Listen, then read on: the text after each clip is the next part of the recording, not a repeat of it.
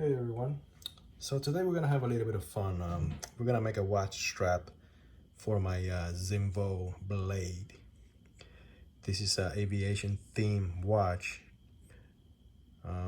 It's pretty cool because the second hand resembles the turbine blade, the turbine fans of a jet engine, especially the wide leading edges on the blade. It gives it a three-dimensional look.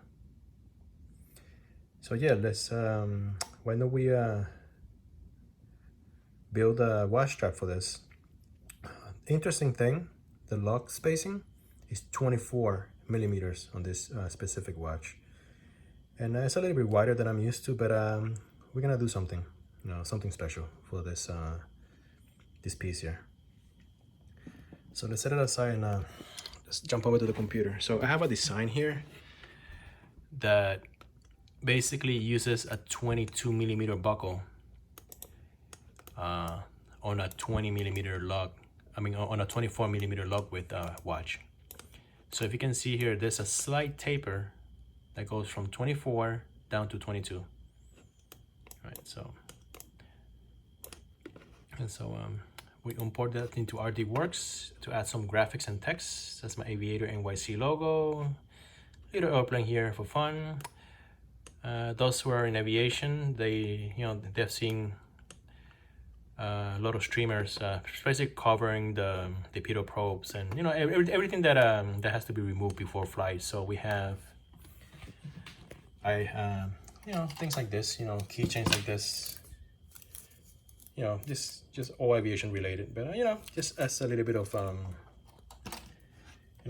character to the watch strap. So I decided to add a little edging here that says "removed before flight" on the back strap. Let's see how it comes out. So we're gonna cut it in our laser.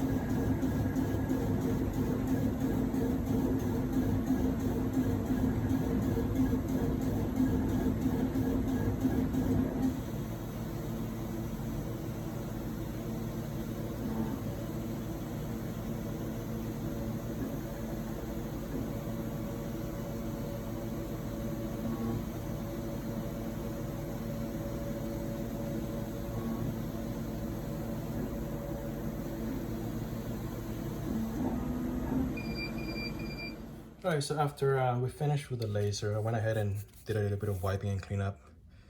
We're using dark blue Buttero leather, and I added this brush finished. I use Resolene and a little bit of a texture cloth to give us this nice brush finish. It's the airplane logo. That's my branding. And on the other strap, on the long strap, I did the same treatment. However, on the laser edging, they removed before flight streamer logo or a streamer picture. Since there's a little bit of material removed from the laser, it creates a little pocket that received acrylic paint. And I went ahead and applied acrylic paint, and it really pops. Really, really cool. And you can see the taper here. It goes from 24 millimeters down to 22 millimeters to receive the 22 mil buckle. All right, let's assemble this. So like in my previous videos, I use two pieces of acrylic to sandwich the long strap after we fold it over in half, as well as two smaller pieces of acrylic to sandwich and to basically glue the smaller portion of the strap where the buckle goes. All right, so let's just go ahead and apply some glue to the longer strap. It's gonna be a fun project. Again, the glue that I'm using today is Phoebe's leather cement. Pretty good product. I've added it to a small little bottle here. What I do is just apply a thin bead around the stitching holes.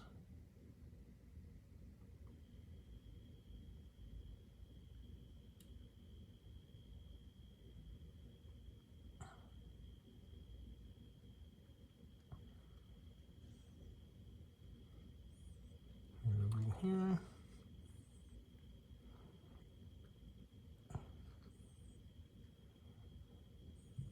Should be enough. So one of the good things about my straps is that I don't use a paper backing or any cheaper leather. It's one solid strip of leather, and I just go fold it over. And you know, this is the best way to make waist strap, in my opinions. We just make sure everything is even here. Remove the excess glue. And if you have some bleed through of the glue, you don't have to worry about it. You just wipe it with your fingers, or use a damp cloth. I mean, if your leather is protected already, you can use a damp cloth and just wipe it. So, and we go towards the end, and that looks pretty good. It looks pretty aligned. Why don't we go ahead and clamp it down?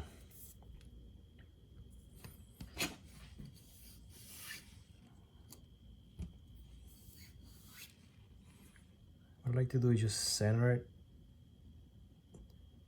you know, on the acrylic, and put the other acrylic on top, and just line it up from the top.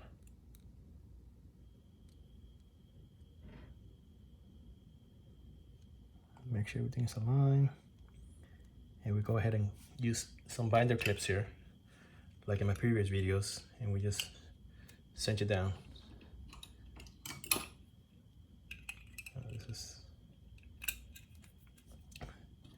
This is the best way I've found so far out of many iterations of making waist straps, because I mean, this is 1/4 inch acrylic, you know, it's not gonna go anywhere.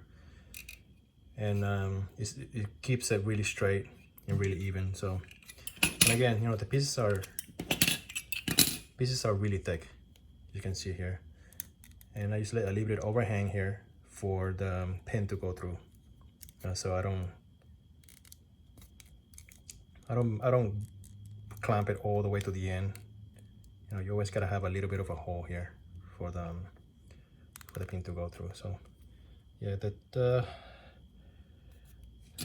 method that I'm using is pretty simple. You know, just find yourself 2 pieces of acrylic. You can use wood, acrylic, metal bars if you have that around. As long as they are straight and clean, you can go ahead and use it. So yeah, so that looks pretty good. Right, we just clamp it like that, set it aside and let it dry. And we'll go ahead and tackle the smaller strap here. Beautiful. So for this strap, what we're gonna do is bend this over onto this hole, align these 2 holes like this, because this is where the buckle is gonna be. So what I usually do is take 2 needles here, just poke them through, make sure they're aligned, because this is very critical here. You know, this is gonna determine whether whether you're gonna have a gap or not, you know, when you made the other piece that's gonna fold over. So what I do is just line it up, form a little crease right here. All right, the leather is very supple, so you know, makes a nice little crease.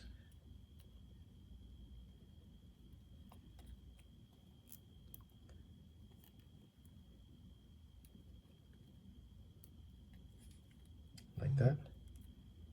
That looks good.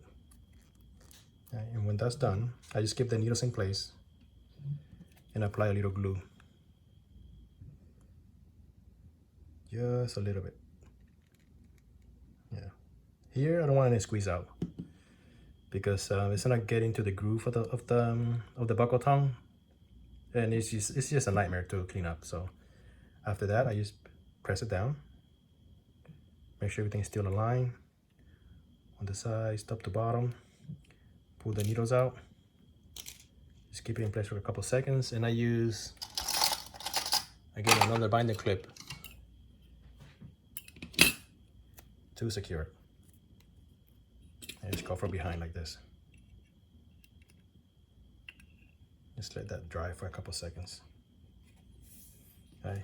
So not too bad. Just set the needles aside.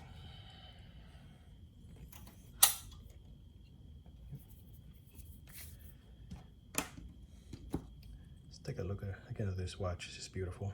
Gunmetal, sapphire front and back. Go check it out. Zinvo watches. Just go Google it. It's exquisite. Drill lugs.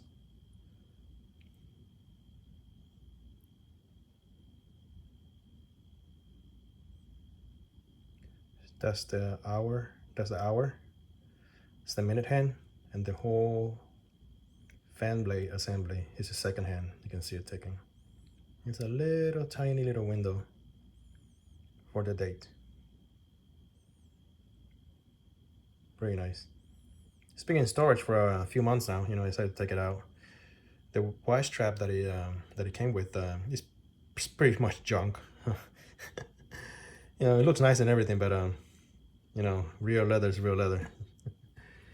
You know, that's what we're using here. You know, there's no substitute for real leather, especially whole grain leather, not genuine leather, because you know we all know that genuine leather is not real leather.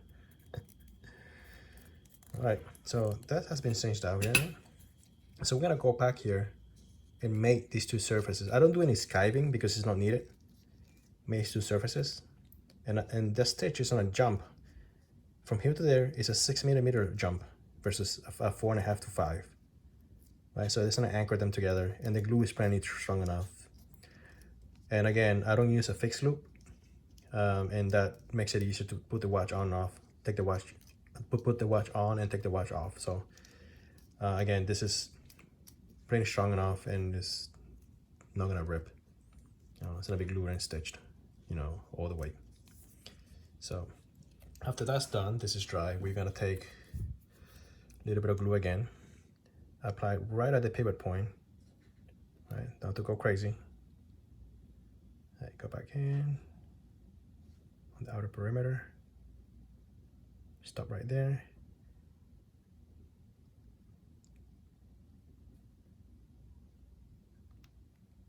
Right, a little bit over here. Right, and for the center, I just do an S shape. You know, once you squeeze it, it's gonna be well distributed. So I don't use a brush or a spatula, right? Because what I found out is I tend to over glue if I use a spatula or a spreader, you know, and it just takes longer to, you know, distribute the glue in. Since this is laser cut already, I tend to scrape the glue and push it into the holes, into the stitching holes. So this is, you know, the way I've been doing it, and it's been working great so far. So I just go ahead and like dab it a little bit. There you go. It's excess glue.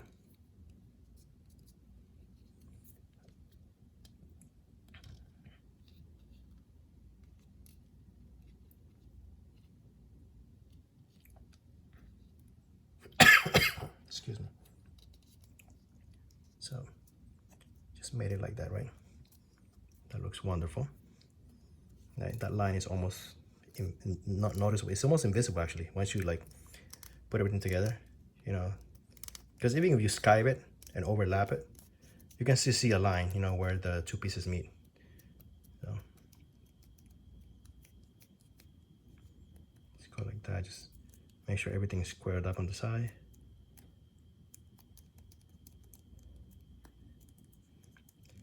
And this is where the second jig comes in. What it does is just glues it like this.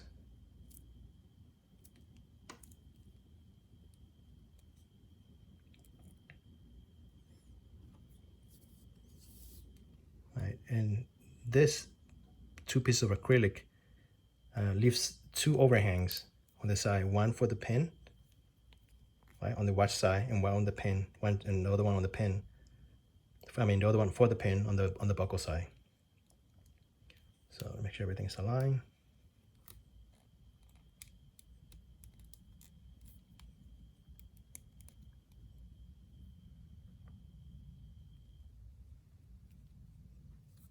And we just use a couple of binder clips to cinch it down.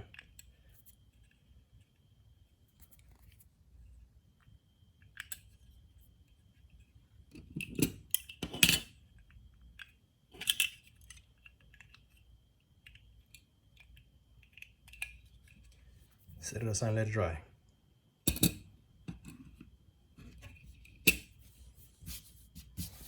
Let's go back to this one over here. Check out what's going on. Still drying. It's a little bit longer, and the thread of choice that we're gonna use today is number 1.75 millimeter Zinvo thread from Japan. I have the big spool over here. I just transfer it into smaller spools to, you know, they're easier to handle that way. It's great right here. It's great. This is one of the best threads I've used, and you know, it's a dream to hand stitch with this.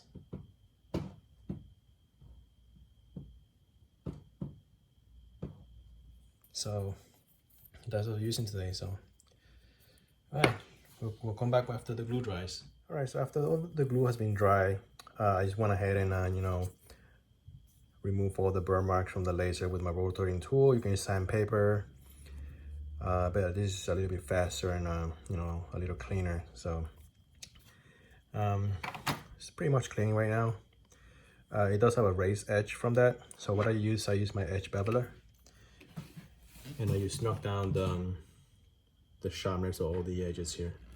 So I just go around and basically just remove, you know, the sharpness on the edges. It gives it a nice round shape, and it just prepares it for burnishing. So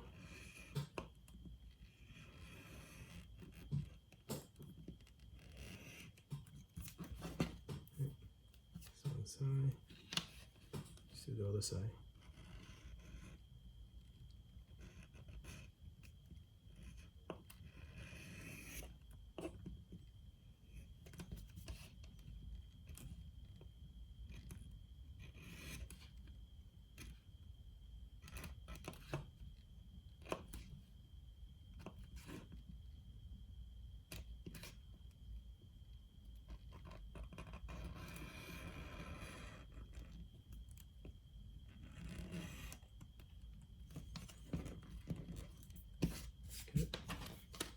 See the other one.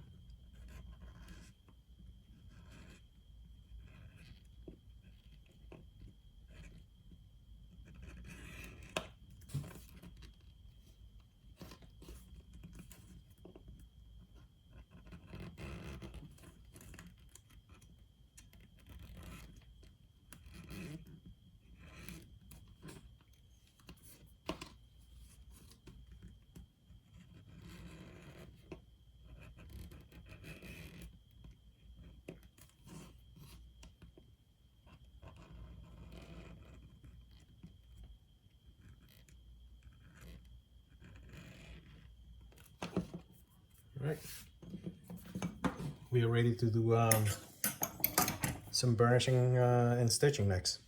So before burnishing, what I like to do is to you know, just finish it down with some 1000 grit sandpaper.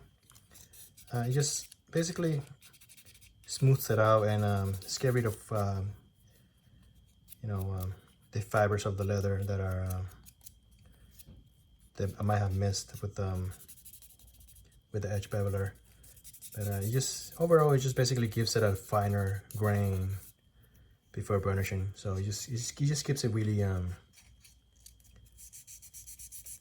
know, really smooth. It just smooths it out a little before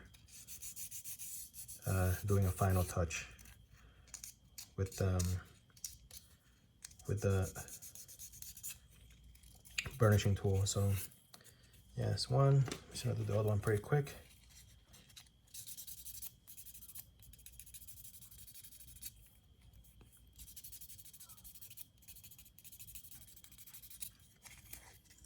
On the size too.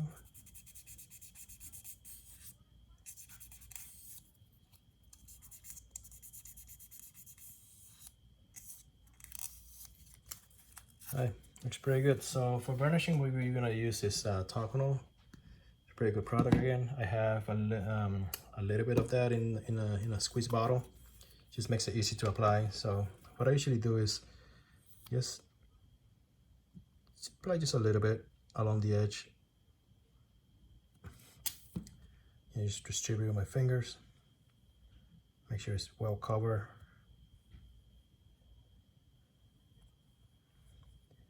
From here, I use my burnishing tool.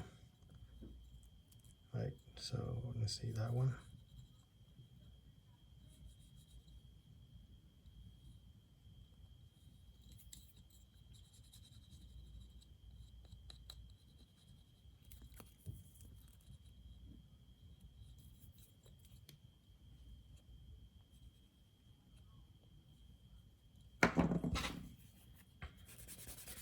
And just go ahead and polish it with a canvas bag or a heavy cotton bag.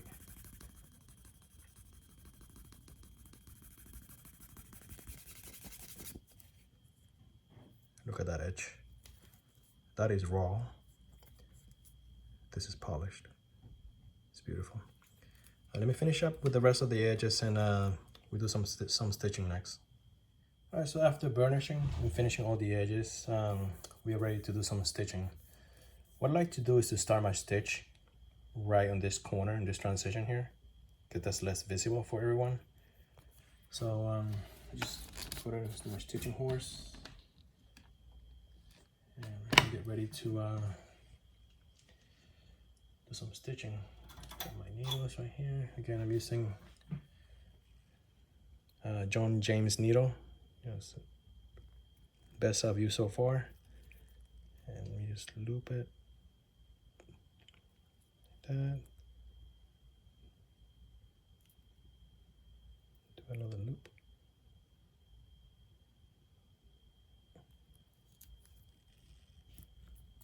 Yep. Needle.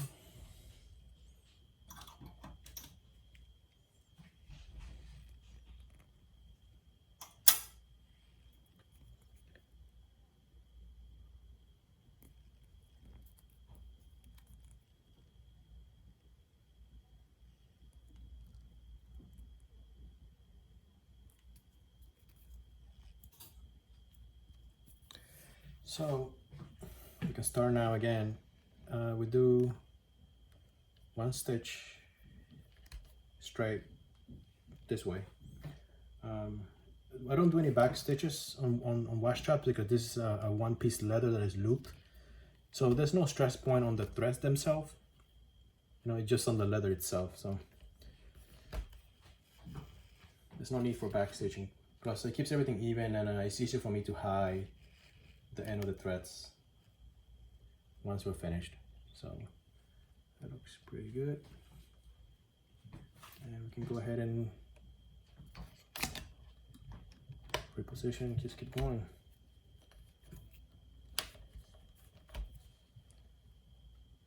This vinyl thread is such a joy to use. So smooth, and paired with the right needle, it is the best way to stitch leather.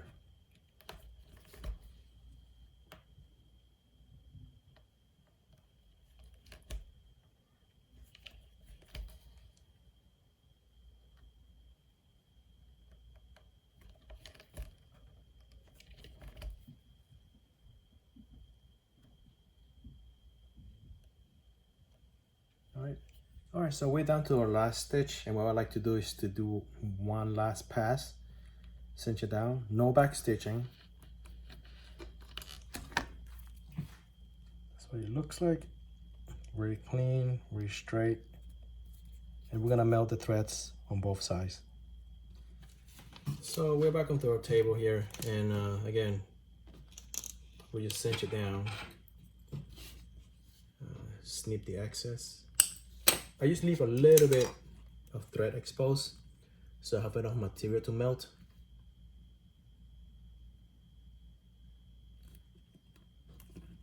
That looks good. Just the other side.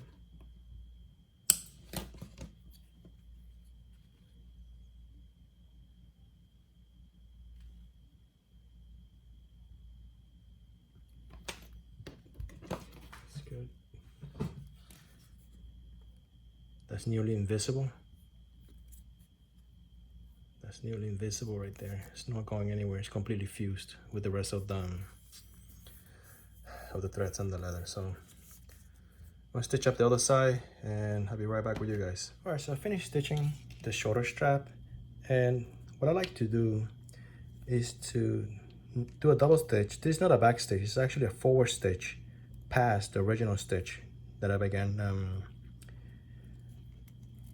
where we began stitching. And that's because this is a high stress point right here, right? Very high stress point. This is where the tongue of the buckle goes, and that's basically holding the entire tension of the strap, you know, when you're flexing your wrist and, you know, moving your watch around. So yeah, so we're just gonna keep it both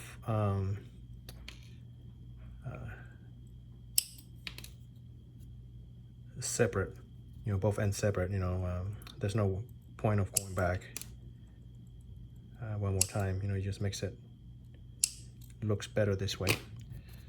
So again, I use my thread zapper.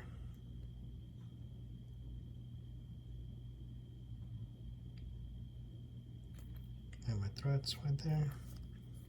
Do the other side.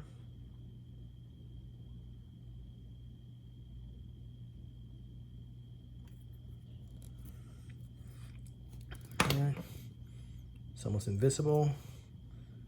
It's almost invisible. So after that's done, what I like to do is to hammer down the stitches. It's a quick little tap just to keep everything, just to keep the tension even, as well as you know, just reduce the overall profile, just so there's no chafing or anything. So I just use a very soft mallet, and just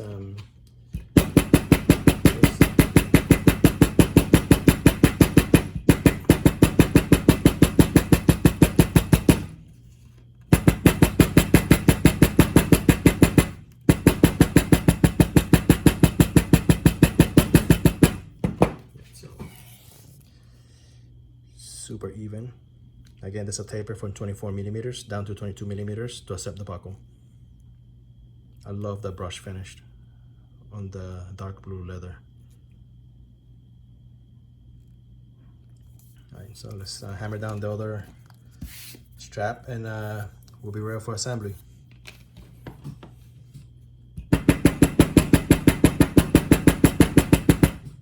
All right, so for this final assembly, I have here a matte gunmetal finish, semi-matte actually, gunmetal finish.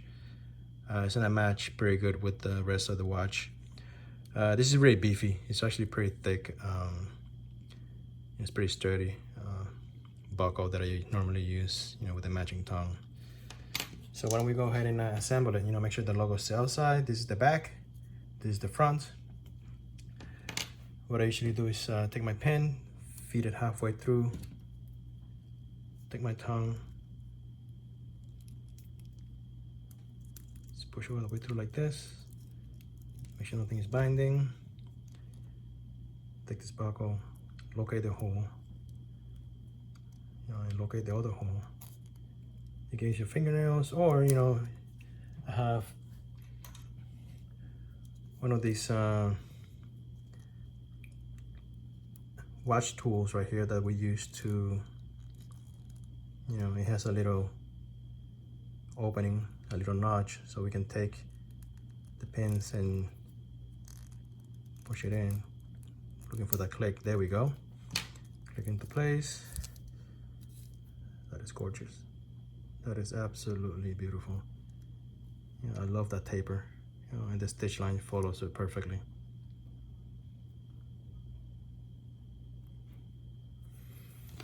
All right, so after that's done, we just take, again, this is a 24mm pin. Right. Let's go ahead and take that in, feed it into the watch right here. Careful not to scratch it. We use our tool. Looking for that click. There we go, beautiful. That's one side. So the other side, we want the little, I had a lot of fun with this, the little streamer logo facing up. You know, you can turn it around and you want to go, you know, subtle, but you know, what's the point of having something like this if you're not going to complement it, right? So, yeah, you got the pins right here. Let's install this.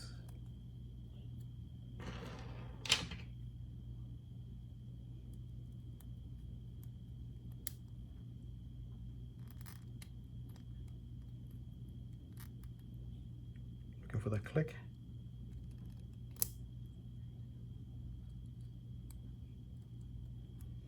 It's a little bit hard doing this in front of the camera. So, all right.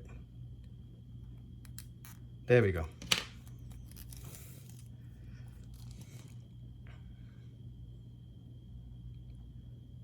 This is wonderful. It came out so good. This is the back. See a double stitch right here. I love the brush look of this. Right. So I went ahead and made a couple free loops. You know, you can check my other video on how these are made, but it's very simple. Just a strip of leather. We just loop it around, taking into account the thickness of these two straps. You know, apply a little bit of tension, skive it at a very steep angle, glue it and stitch it like this, and it looks, so it's just, so we skive it because we want to keep it a consistent thickness throughout when they are on top of each other. So again, this is it, guys. Came out beautiful. I love this little streamer shape logo here, and yeah, this with the white stitching, it accents the white hands and the white leading edges of the fan blades. Absolutely exquisite. This is one of the best ones so far that I've done. All right, let's give it a try.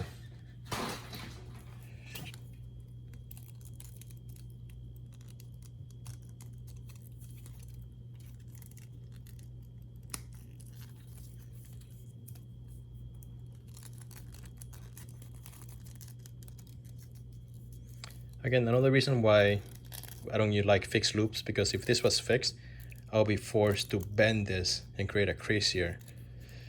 You know, I always prefer 2 free loops so I can lay it flat. Yeah, it's so hard to do this in front of the camera. All right, here we go. All right, so I just bring the loops towards me. There's no creasing here, it keeps it clean. I love the modern angle tip. And it sits perfectly buckle, a little bit offset, because when you rest your wrist, you don't want the metal to be knocking on the table. So I just keep it a little bit offset. You know, I have a 7.5 inch wrist, and this is perfect. Now right in the center of all the holes.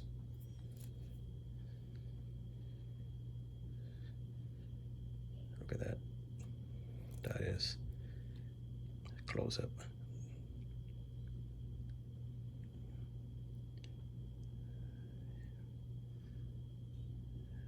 That is beautiful. That is absolutely beautiful.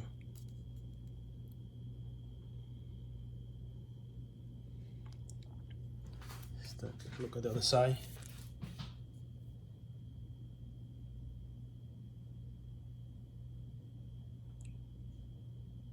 It's my little logo right there.